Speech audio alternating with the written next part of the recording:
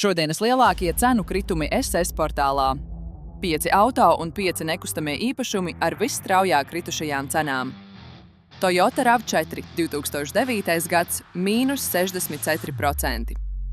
Opel Zafira 2011. gads – mīnus 63%. Kawasaki R5 2004. gads – mīnus 59%.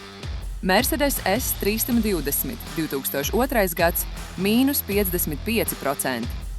Renault Master 2014. gads – mīnus 53%. Tagad nekustamie īpašumi. Salienes pagasts – mīnus 58%. Vecpils pagasts – mīnus 37%. Liepāja – mīnus 28%. Krāslava – mīnus 24%. Ventspils – mīnus 24%. Vairāk cenu kritumu katru dienu. Cenu mednieks saita profilā.